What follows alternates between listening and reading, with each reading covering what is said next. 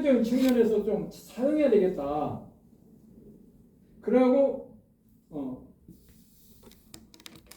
제가 캐첩을 해가지고 이제 한번 올려봤는데 사람들의 반응이 뜨겁더라고요. 존경합니다. 나오고 참 이런 이야기가 많이 나오더라고요.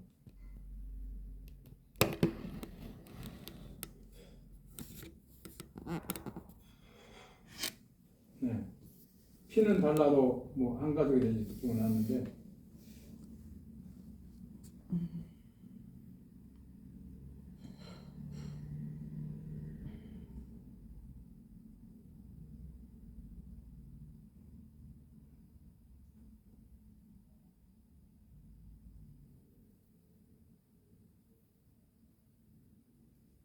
뜨면 이야기하겠습니다. 안 돼요? 네, 그래서 여기 말씀에 보면은 영접하는 자, 자기 땅에 오매 자기 백성이 영접치 아니하으나 영접하는 자 곧 그 이름을 믿는 자에게는 하나님의 자녀가 되는 권세를 주셨다. 권세. 하나님의 자녀가 되는 권세. 자, 그 다음에 보면은 이는 혈통으로나, 혈통이 아니죠 우리는. 육종으로나 사람의 뜻으로 나지 아니하고 오직 하나님께로부터 난 자들이나 말씀이 육신이 되어 우리 가운데 거하시니 우리가 그의 영광을 보니 아버지의 독생자의 영광이요 은혜와 진리가 충만하더라. 예수님께서는 말씀하시는 나는 길이요 진리요 생명이다. 하나님이 세상을 이처럼 사랑하사 독생자를 주셨으니 누구든지 저를 믿으면 멸망치 않고 영생을 얻게 하려 하시오. 얼마나 우리들에게 이양이 되고 이 죄인에게 기쁨이 되는 말씀입니까? 네. 그래서 이 말씀을 우리가 읽어야 됩니다. 예수님께서 이제 한 국회의원급 되는 나다니엘이 예수님을 만나러 2장에 보면 그렇게 나와서 낮에 안 오고 어두컴컴한 밤에 왔어. 왜 이 사람이 어두컴컴한 밤에 왔느냐?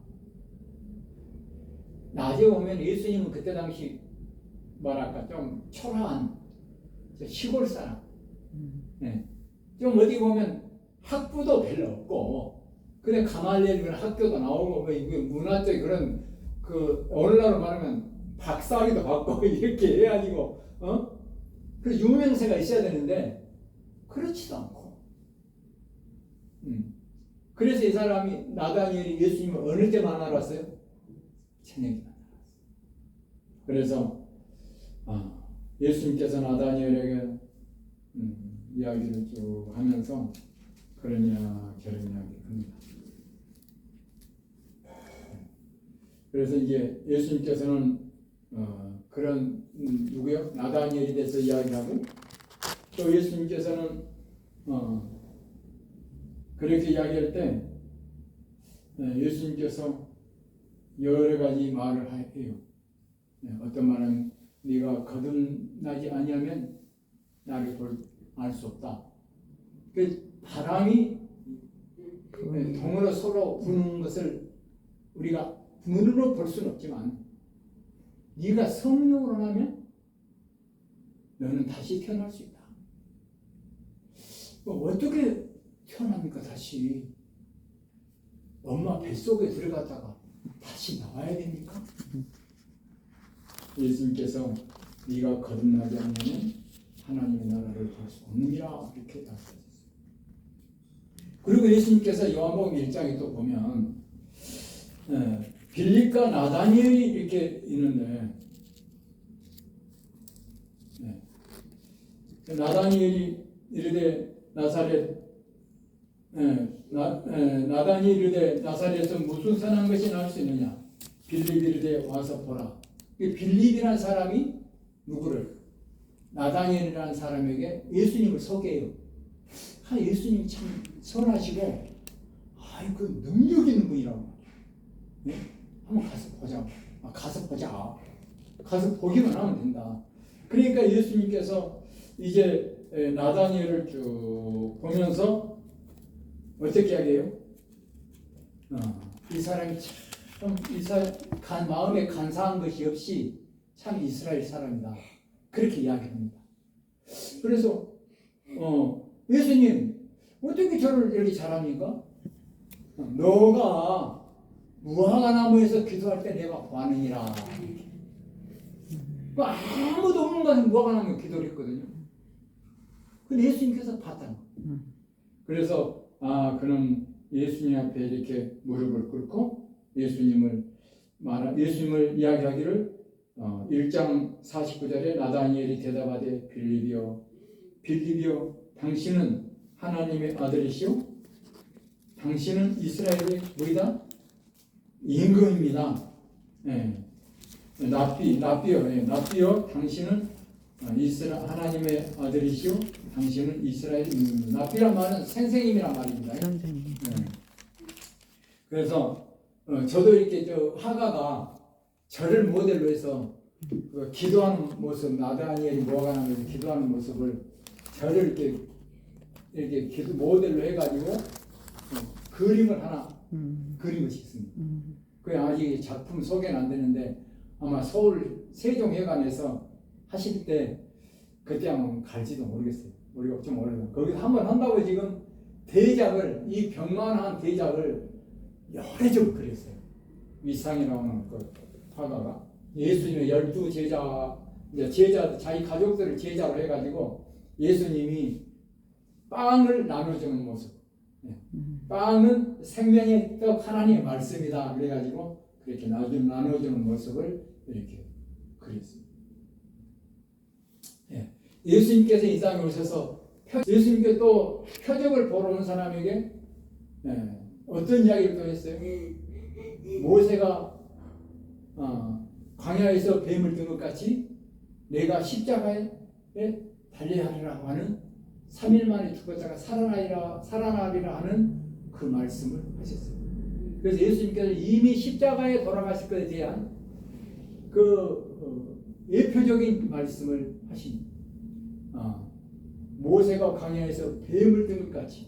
그래서 광야에서 불뱀에 물려 죽게 된 이스라엘 백성들이 막 불평하다 보니까 불뱀이 나와가지고 이스라엘 백성들이 물어 죽였어요. 그러니까는 그 처방으로 뭘 만들었냐면 십자가 같은 딱 만들어놨고 거기다가 뱀을 한 마리 딱 걸어서 여기를 쳐다본 사람은 낫는다. 그러니까 왜 십자가에다 뱀을 걸어놨을까? 십자가는 무슨 상징이에요? 죄인들을 죽이는 그러한 로마 시대 죄인을 죽이는 상징물이었습니다. 그리고 이 죄라고 하는 죄를 지으면 어디다가 죽인다? 십자가에다 죽인다. 그러니까 이 죄라고 하는 걸 상징할 때 죄는 뱀을 통해서 들어왔기 때문에 예수님께서 우리들의 죄를 대신해서 얻어 죽겠다?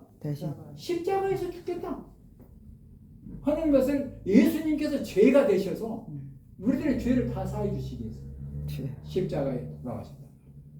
그래서 예수님께서 십자가에서 완전히 우리들의 죄를 다 못 받고 무덤 속에 장사 지내고 부활하셔서 누구든지 예수님을 믿으면 다시 산다고 하는 믿음을 우리 가운데 힘을 주신 거예요. 그래서 예수님은 나는 부활이요 생명이 나를 믿는 자는 뭐에 살겠고 죽어도 살겠고 하는 내용이 요한복음 내용 속에 또 들어있더라 이거죠. 그래서 여러분께서 요한복음을 쭉 읽다 보면 예수님의 신성에 대해서 많이 알 수 있습니다. 2장에 가나안 혼례 잔치에서 뭐가 들었다고 그랬죠? 연회석상에 포도주가 있어야 되는데 그 음료가 떨어져서 누구에게 부탁을 하는지 아십니까? 그 어머니에게. 어머니에게 이제 어머니가 이제 가서 예수님에게 이제 부탁을. 그때 여자요. 포도주가 떨어졌는데 좀 어떻게 처리하면 쓰겠느냐 하는 식으로 이제 아들이기 때문에 그러니까 아들이 하나님께서 보낸 특별한 존재라는 것을 어머니가 알아요. 왜 그렇습니까? 성령으로 났기 때문에. 성령 잉태하면서 천사로부터 들은 말이 있어요. 네. 메시아라고 하는 예수님께서 임마누엘, 이름이 임마누엘이지 않습니까? 또 예수님이라는 이름은 자기 백성은 저희 죄에서 구원할 자라고 하는 뜻이 있고, 임마누엘이라고 하는 이름 뜻은 뭐라요? 내가 너와 함께 하리라. 네. 하나님께서 우리와 함께 한다고 하는 이름이에요. 네. 그래서 예수님의 신성에 대해서 이 마리아는 이미 마음속에 직감을 하고 있었기 때문에 예수님에게 부탁한 거지. 네. 어떻게 보면 표적을 이제 부탁한 겁니다. 예수님께서는 어떤 분이십니까? 예수님께서는 바다 애굽에 열재앙 내릴 때 그 애굽의 물이 뭘로 변했어요? 피로 변했고, 또 개구리가 막 그 연못에서 올라와서 막 왕궁에 가득 차게 했어요. 왜 하나 예수님께서 애굽의 사람들에게 그런 재앙을 내렸을까? 왜 그랬을까? 불순종했기 때문에 그랬죠. 네? 불순종했고 하나님을 모르고 살았고. 네. 그때 애굽에요 신들이 많이 있는데 이라고 하는 신도 있고 개구리라는 신도 있고 물이라고 하는 신도 있고 또 뭐 여러 가지 신을 많이 섬겼어요. 그러니까 그 신을 너희들이 한번 어디 감당해 봐라. 하나님의 손을 딱 떼시니까 막 이가 막 창으라고 또 종지가 나고 또 막 우박이 떨어져서 그냥 모든 작물들이 없어지고 이렇다 이거지. 그래서 가나안 혼인잔치에 물로 포도주를 만들 수 있는 분도 하나님이시고, 아멘. 바닷물을 핏물로 만들 수 있는 분도 누구시에요? 하나님이시고, 또 이스라엘 백성들이 홍해 바다를 건너서 갈 때 이제 물이 없으니까 목이 갈증이 나겠죠. 그래서 모세에게 뭘 치라고 했어요? 반석을 치라고. 반석에 물이 나오겠어요? 안 나오죠. 돌 있는 데는 물이 별로 없어요. 네. 반석을 치라고. 반석을 딱 치니까 뭐가 나와요? 물이 나와요. 물이 막 거기서 콸콸콸 이스라엘 백성들이 다 먹도록. 그런데 누구예요? 지금 이라크인가 거기에 어떤 장로님이 거기에 어떤 그 왕세자의 주치의로 있었다고 해요. 그런데 그분이 거기는 허가구에 들어갈 수 있는 허가를 해야 들어가지 못 들어간다. 그런데 거기를 어떻게 해서 들어갔어요.